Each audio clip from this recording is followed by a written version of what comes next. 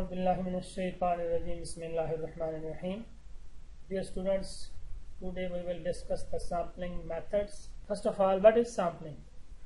It is the procedure of selecting items from a population with some specific object. अगर हम population से कुछ samples को, कुछ items को select करें with a specific objective, then it is called sampling. Meaning this procedure of selecting items from a population is called sampling. Why sample the population? हम population से एक sample क्यों ड्रा करते हैं? To contact the whole population would be time consuming. सबसे पहली बात, बाज़ औक़ात ऐसा होता है कि population से पूरी population को study करना बहुत time consuming होता है. The cost of studying all the items in a population may be prohibitive. Sometimes cost बहुत ज़्यादा बन जाती है. The physical impossibility of checking all items in the population, और बाज़ औक़ात ऐसा होता है कि फिजिकली उनको चेक करना वैसे ही इम्पॉसिबल होता है. The destructive nature of some tests, sometimes जब आप किसी चीज़ को टेस्ट करते हैं तो वो चीज़ डिस्ट्रॉय हो जाती है. जैसा कि अगर हम लाइट बल्ब होता है, अगर हम उसकी लाइफ चेक करना चाहें तो हम उसको ऑन करेंगे यहाँ तक कि वो बिल्कुल फ्यूज हो जाएगा. तो ऐसे टेस्ट, या जैसे अगर हम शुगर चेक करते हैं, शुगर चेक करने के लिए जो स्ट्रिप यूज की जाती है, उसको अगर हम यूज करके देखेंगे क्या उसका रिजल्ट ठीक आता है कि नहीं आता, तो वो टेस्ट करते हुए वो इस्तेमाल हो जाएगी. तो इस तरह की जो चीजें होती हैं, हम पूरी पॉपुलेशन को उनको स्टडी नहीं कर सकते, बल्कि उसको सैंपल को ही करना पड़ता है. Sample results are usually adequate. तो जो आमतौर पर सैंपल रिजल्ट्स जो हैं वो एडिकेट होते हैं और वो मुकम्मल तौर पर ठीक होते हैं, इसलिए हमें पूरी पॉपुलेशन को स्टडी करने की जरूरत नहीं होती. अगर हमारा सैंपल रिप्रेजेंटेटिव हो तो फिर उसके रिजल्ट्स भी जो हैं वो अकॉर्डिंग टू पॉपुलेशन ही होते हैं. तो these are some reasons why we sample the population. Probability sampling and sampling methods. हमारे पास दो किस्म की सैंपलिंग टेक्निक्स होती हैं, एक प्रोबेबिलिटी सैंपलिंग और दूसरी है non probability sample. Probability sample. A probability sample is a sample selected such that each item or person in the population being studied has a known likelihood or probability of being included in the sample.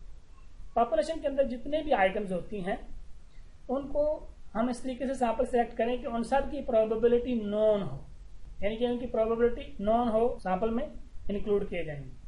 अब known होने का ये मतलब नहीं होता कि हमेशा equal हो, कभी इक्वल होगी, कभी नॉन इक्वल भी हो सकती है, इसलिए आपकी नॉन होना जरूरी. Four most commonly used probability sampling methods are simple random sampling, systematic random sampling, stratified random sampling and cluster sampling. चार जो मेन मेथड्स हैं प्रोबेबिलिटी सैंपलिंग वो ये है. First of all, simple random sample. A sample selected so that each item or person in the population has the same chance of being included in the sample. तो ये sample, simple random sample एक ऐसा sample होता है जिसमें all items की population में जो मौजूद आइटम्स हैं उन सब की प्रोबेबिलिटी ऑफ सिलेक्शन सेम होती है. For example, a population consist of 845 employees of Nitra industries. A sample of 52 employees is to be selected from that population. The name of each employee is written on a small slip of paper and deposited all of the slips in a box. After they have been thoroughly mixed, the first selection is made by drawing a slip out of the box without looking at it. This process is repeated until the sample of 52 employees is chosen. तो ये जो हमारी committee का तरीका है कि 10 बंदों ने कमेटी डाली, उनमें से आप पर्चियां लेकर आपने डाल दी और उनमें से एक निकाली, दूसरी निकाली, तीसरी निकाली, तो ये जो एक सिंपल रैंडम सैंपलिंग मेथड है. तो ऐसा सैंपल, उसको हम सिंपल रैंडम सैंपल कहते हैं. तो निट्रा इंडस्ट्रीज ने भी उसने 845 एम्प्लॉइज हैं, सब के नाम लिखे पर्चियों पर और पर्चियों को मिक्स करके उनमें से 52 निकाल ली, तो ये एक सिंपल रैंडम सैंपल होगा. Systematic random sampling. The items or individuals of the population are arranged in some order. A random starting point is selected and then every kth member of the population is selected for the sample, where k is equal to capital N over small n.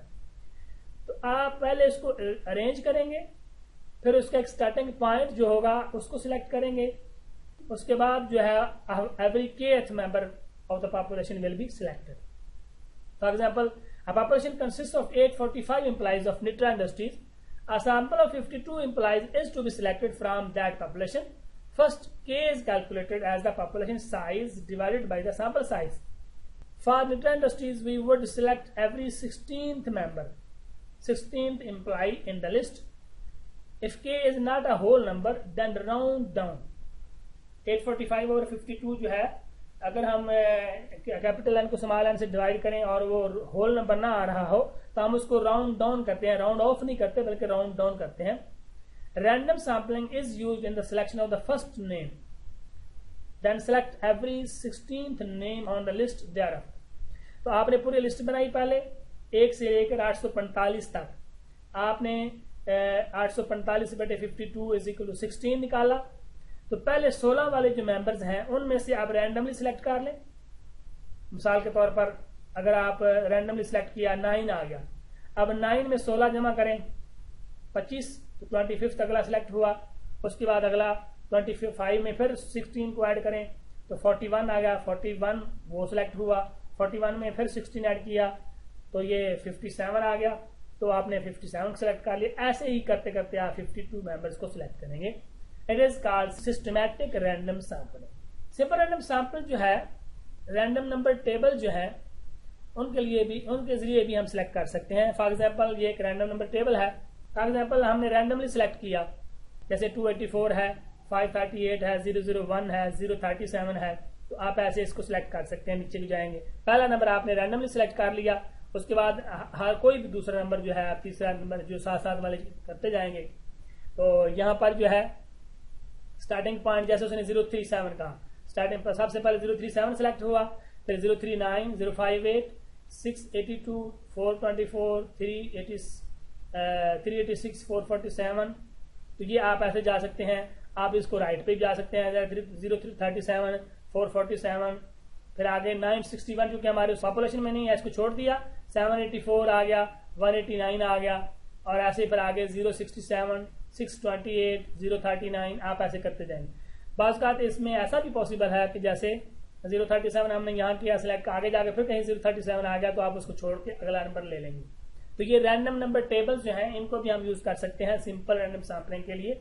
Stratified random sampling. A population is first divided into subgroups called strata and sample is selected from each stratum. आप अपनी population को पहले strata में divide करेंगे, सब groups में divide करेंगे, और फिर हर सब ग्रुप जो उसमें आपने स्ट्रेटम बनाया है उसमें से सैंपल को सिलेक्ट करेंगे. Usually when a population can be clearly divided in groups based on some characteristics, the items within a stratum should be homogeneous. अगर हम पॉपुलेशन को सब ग्रुप्स में इस तरह से डिवाइड कर सकें कि उनकी जो विद इन स्ट्रेटम जो आइटम्स हैं वो होमोजीनियस हो जाए, then we use stratified random sampling. ये स्ट्रेटिफाइड रैंडम सैम्पलिंग हम उस वक्त यूज करते हैं जब हमारी पॉपुलेशन जो है वो बहुत हेट्रोजीनियस होती है, उसमें डिफरेंट किस्म की जो प्रॉपर्टीज होती, कैरेक्टरिस्टिक्स होती हैं.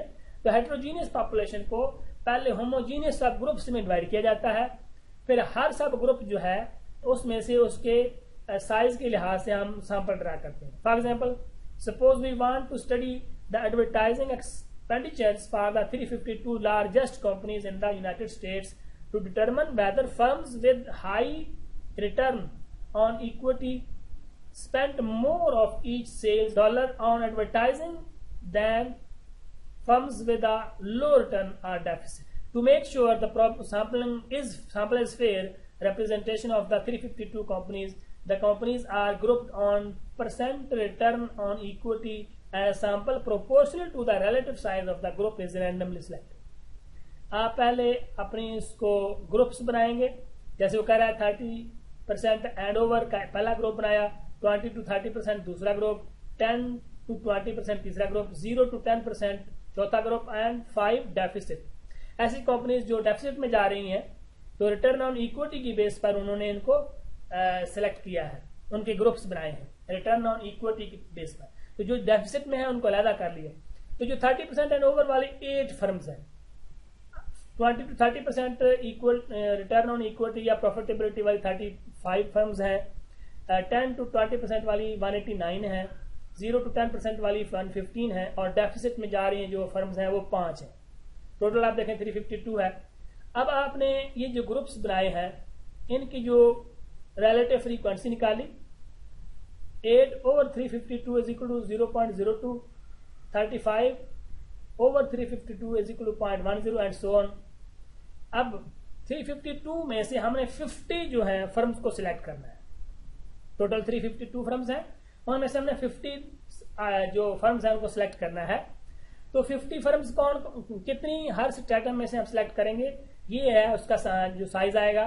आपने 0.02 को मल्टीप्लाई किया 50 से 1 आ गया, 0.10 को मल्टीप्लाई किया 50 से 5 आ गया, और एंड सो ऑन। तो इसमें बात का ऐसा होता है जैसे 0.01 है, इसको मल्टीप्लाई किया तो ये 0.5 आएगा, हमने उसको 1 कर दिया, तो ये इसको हम राउंड ऑफ करके टोटल इसका हमने टोटल 50 रखनी है। तो ये आपके पास स्ट्रैटिफाइड रैंडम सैम्पलिंग मेथड है। इसमें हम क्या करते हैं कि पॉपुलेशन हमारी हेट्रोजीनियस है, हम उसको सब ग्रुप्स में डिवाइड करते हैं इस तरह कि हर ग्रुप जो है, हर सब ग्रुप जो है वो विद इन ग्रुप आइटम जो है वो होमोजीनियस हो। जैसे यहाँ पर उसने किया कि 30% से ओवर वाली को एक ग्रुप बनाया, 20 से 30 वाली को एक ग्रुप बनाया, तो ये होमोजीनियस फर्म जो है वो एक एक ग्रुप में आती गई। डेफिसिट वाली को अलग कर लिया, हाईएस्ट जो उनका प्रॉफिट जा रहा है उनको अलग कर लिया। तो ये सब जो आइटम्स जो फर्म्स थी उनको अलग करने उनके ग्रुप्स बनाने के बाद हर ग्रुप को जो उसकी फ्रीक्वेंसी को मल्टीप्लाई किया, डिवाइड किया 352 से, तो रिलेटिव फ्रीक्वेंसी आ गई। अब रिलेटिव फ्रीक्वेंसी हमने क्यों निकाली है, ताकि हम उसका प्रोपोर्शनल साइज निकाल सकें कि हमने इस ग्रुप सब ग्रुप में से कितनी फर्म्स लेनी है। तो इसमें से हम 8 फर्म्स में से रैंडमली 1 सिलेक्ट करेंगे, 35 में से रैंडमली 5 सिलेक्ट करेंगे, 189 में से रैंडमली 27 सिलेक्ट करेंगे, 115 में से रैंडमली 16 और ये 5 में से रैंडमली 1। अब यहाँ देखिए 8 में से भी 1 है और 5 में से भी 1 है। तो अब ये इसका ये मतलब है टोटल हमारा जो सैंपल होगा वो 50 होगा। लेकिन यह है कि अगर कहीं 0.8 आ जाता अगर यहाँ पर, तो हम 0.8 को 1 कर देंगे। यहाँ पर जो हमारा अगर यहाँ पर अगर जैसे 4.8 आ गया तो हमने 5 कर दिया, अगर 4.2 आ जाता हम इसको 4 कर देते, और इस तरीके से टोटल सम हमारा वही रहना चाहिए। तो यानी कि इसको मल्टीप्लाई करने के बाद अगर हमारा 4.9 आ रहा है, 4.8 आ रहा हो, 4.7 आ रहा हो, तो हम उसको 5 कर देंगे। और यहाँ पर जैसे अगर यहाँ पर 4.2 अगर आएगा, 5.3 आ जाए तो हम उसको 5 कर देंगे, यहाँ पर 0.7 आ जाए तो उसको 1 कर देंगे। तो इस तरीके से हमारा जो टोटल एग्रीगेट बनेगा वो 50 हो जाएगा। Cluster sampling, a population is divided into clusters using naturally occurring geographic or other boundaries. Then clusters are randomly selected and a sample is collected by randomly selecting from each cluster. The items within a cluster should be homogeneous. अच्छा, यहाँ पर हमारे पास geographically कुछ चीजें होती हैं। जैसे हम एक मार्केट में चले जाएं तो मार्केट के अंदर जो छोटे इन्वेस्टर्स भी बैठे होते हैं, दुकानदार भी बैठे होते हैं, बड़े दुकानदार भी बैठे होते हैं एक ही मार्केट के अंदर। जैसे हम साहिवाल के सौड़ी गली में चले जाएं तो वह यहाँ पर हम देखेंगे कि एक जो छोटा सा दुकानदार है, हो सकता है उसकी 5 लाख की इन्वेस्टमेंट हो, और उसके साथ ही बिल्कुल बैठा हुआ जो दुकानदार है उसकी वो 5 करोड़ की इन्वेस्टमेंट हो सकती है। तो ये पॉपुलेशन हेट्रोजीनियस होती है, लेकिन हम उसको सब ग्रुप्स में इस तरह डिवाइड नहीं कर सकते कि वो होमोजीनियस आइटम्स आ जाए हर ग्रुप के अंदर। तो जब ऐसी पॉपुलेशन हो, वह हेट्रोजीनियस उसके अंदर आइटम्स हों, हम उनको सब ग्रुप्स में डिवाइड भी करें, लेकिन इस तरह ना हो सकता हो कि सब के सब आइटम जो एक ग्रुप के अंदर वो होमोजीनियस हों, बल्कि एक ग्रुप के अंदर हेट्रोजीनियस आइटम्स आ जाएं। तो हम उसको क्लस्टर सैंपलिंग मेथड के जरिए से हम उसको सैंपल ड्रा करते हैं। For example, suppose you want to determine the views of residents in Oregon about state and federal environmental protection policies. Cluster sampling can be used by subdividing the state into small units, either counties or regions. Select a random, say 4 regions, then take samples of the residents in each of these regions and interview them. Note that this is a combination of cluster sampling and simple random sampling. आपके पास यहाँ पे वो कह रहा है total जो है 12 counties हैं। जैसे हम तहसील्स की बात करें, हमारे पास 12 तहसीलें हैं, तो हम 12 तहसीलों में से चूंकि वहां पर लोग हैं जैसे, तो लोग हर किस्म के मौजूद हैं वहां पर, आइडियाज वाले भी, मेंटल उनकी जो उनकी सिचुएशन होती है वो सारे मिले जुले लोग होते हैं। तो उन सब लोगों में से आपने टोटल 12 तहसीलें हैं जिसको काउंटीज हैं या 12 तहसील हैं, हम उनमें से 4 सिलेक्ट करते हैं रैंडमली। जैसे यहाँ उसने किया 2, 4, 7 और 12। तो हर जो सिलेक्टेड काउंटीज हैं आप वहां पर जाएं और लोगों को रैंडमली सिलेक्ट करें। It is a combination of cluster sampling and simple random sampling. पहले आपने क्लस्टर्स बनाए, अब हर जो सिलेक्टेड काउंटी है उसके अंदर से जो लोगों को आपने लेना है उनको रैंडमली लेना है। तो ये एक ऐसी पॉपुलेशन जो हेट्रोजीनियस हो, हम उसको इस तरीके से डिवाइड करते हैं ग्रुप्स में कि हर ग्रुप जो है उसके अंदर हेट्रोजीनियस आइटम्स आ जाए, कम से कम होमोजीनियस हो, ज्यादा से ज्यादा हेट्रोजीनियस हो। अब उसके 12 की 12 काउंटीज में से हमने सिर्फ 4 को सिलेक्ट किया है। अब उन 4 में से हमने अपना सैंपल जो ड्रा करना है, रैंडमली लेना है, तो it is this method is called cluster sampling. ये तो थी probability sampling. Now non probability sampling methods. What is non probability sampling? The population is not entirely known, thus individual probabilities cannot be known. Common sense or ease is used to choose the sample, but efforts are made to avoid bias and keep the sample representative. जब हमारे पास population में मौजूद तमाम की तमाम items known नहीं होती, for example हम कस्टमर्स की बात करें जी, हम शॉपिंग मॉल्स के अंदर जो कस्टमर्स आते हैं तो हम उनकी अगर बात करें तो हम हर एक को जानते नहीं होते। The population is not entirely known. तो ऐसी सूरत में क्या होता है कि हम फिर कोई कॉमन सेंस को यूज करते हुए या अपनी ईज को यूज करते हुए हम सैंपल को सिलेक्ट करते हैं, but efforts are made to avoid the bias and keep the sample representative. हमेशा हमारी एफर्ट यही होगी कि सैंपल इज रिप्रेजेंटेटिव। अगर सैंपल रिप्रेजेंटेटिव हो तो हमारे जो रिजल्ट्स हैं वो मिसलीडिंग नहीं होंगे बल्कि अच्छे आएंगे, रिजल्ट्स विल बी एडिकेट। और अगर हमारा सैंपल रिप्रेजेंटेटिव नहीं है तो ऐसी सूरत में हमारे जो रिजल्ट्स हैं वो एडिकेट नहीं आए। There are 4 most commonly used non probability sampling methods. Number 1 convenient sampling, number 2 quota sampling, number 3 judgmental और purposive sampling and number 4 snowball sampling. ये 4 जो है commonly used non probability sampling methods. Convenient sampling, it is probably the most common of all sampling techniques. With convenient sampling, the samples are selected because they are accessible to the researcher. Subjects are chosen simply because they are easy to recruit. This technique is considered easiest, cheapest and least time consuming. तो convenient sampling अपने नाम से ज़ाहिर है, जो conveniently हमें items available होती हैं हम उनको select करते हैं। यहाँ भी हमारी कोशिश यही होगी कि हमारा सैंपल रिप्रेजेंटेटिव हो। फॉर एग्जाम्पल अगर हम बात करते हैं जी, हमें स्टूडेंट्स को सिलेक्ट करना है, कॉमसैट्स यूनिवर्सिटी साहिवाल के स्टूडेंट्स को सिलेक्ट करना है, तो अब कन्वीनियंट सैंपलिंग अगर हम लगाएं तो फिर भी हम देखना होगा कि जैसे सीएस के बच्चे होते हैं, मैकेनिकल इंजीनियरिंग के हैं, इलेक्ट्रिकल के हैं, मैनेजमेंट के हैं, तो हम ऐसा करें कि हम डिपार्टमेंट वाइज वहां चले जाएं और जो इजीली अवेलेबल स्टूडेंट्स हों सीएस में उनको ले लें, जो इजीली अवेलेबल मैनेजमेंट में हों उनको ले लें, इजीली तो तमाम के तमाम डिपार्टमेंट्स में जो इजीली अवेलेबल स्टूडेंट्स हों, लेकिन हमने तमाम के तमाम डिपार्टमेंट से ले लिए। अब ये हमारा सैंपल रिप्रेजेंटेटिव हो जाएगा। और अगर हम सिर्फ मैनेजमेंट साइंस में खड़े हो जाएं और सीएस को छोड़ दें, दूसरे डिपार्टमेंट्स को छोड़ दें, तो ये हमारा कन्वीनियंट सैंपलिंग यूज करके सैंपल रिप्रेजेंटेटिव नहीं बनेगा। तो सैंपल कन्वीनियंट सैंपलिंग में भी हम तो सैंपल तो ऐसे ही सिलेक्ट करते हैं जो इजीएस्ट हो, लेकिन उसमें सैंपल शुड बी रिप्रेजेंटेटिव, इस बात का भी हम ख्याल करते हैं। Quota sampling, it is a non-probability sampling technique wherein the researcher ensures equal or proportionate representation of subjects depending on which trait is considered as basis of the quota. तो हम उसमें कोटा अपने नाम से ज़ाहिर है कि हम कोटा असाइन करते हैं हर ग्रुप को। फॉर एग्जाम्पल हम जेंडर की बात करें तो उसमें मेल और फीमेल है, तो मेल का इतना कोटा होगा जी, फीमेल का इतना कोटा होगा, तो हम उस तरीके से करेंगे।